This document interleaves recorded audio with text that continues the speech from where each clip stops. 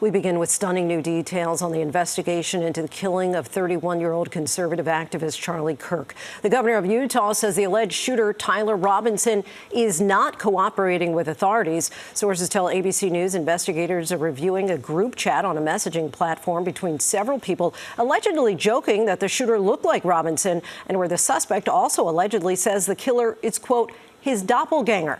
Authorities say the suspect is seen here in the security camera footage driving through this Utah neighborhood and later walking on foot hours before the shooting. A big crowd paying their respects at a memorial at Utah Valley University as they mourn Kirk's death. And several NFL teams, including the Arizona Cardinals, honored the slain activist with a moment of silence. We have team coverage tonight. ABC's chief national correspondent Matt Gutman leads us off from Utah.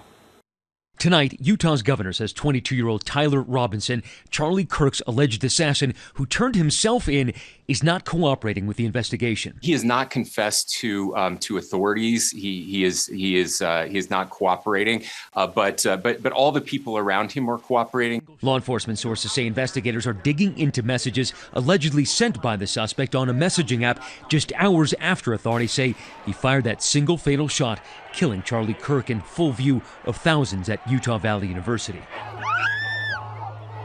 The New York Times reporting Robinson allegedly joking that his doppelganger did it with a group of friends on the messaging platform. According to the Times, one user reportedly suggesting the group should turn Robinson in to get the $100,000 reward from the FBI.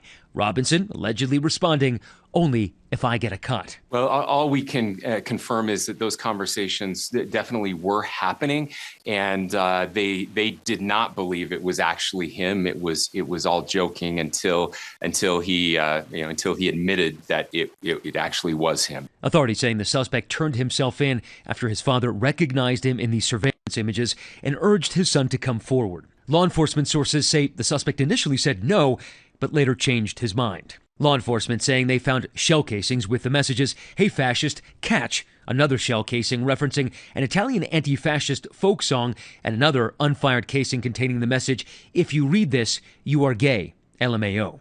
Today, authorities confirming they've interviewed Robinson's roommate, with whom they say he was romantically involved. His roommate was indeed a boyfriend who is transitioning from male to female. That's information that the FBI had mentioned yesterday. We can confirm that as well, and that he is cooperating with authorities as well.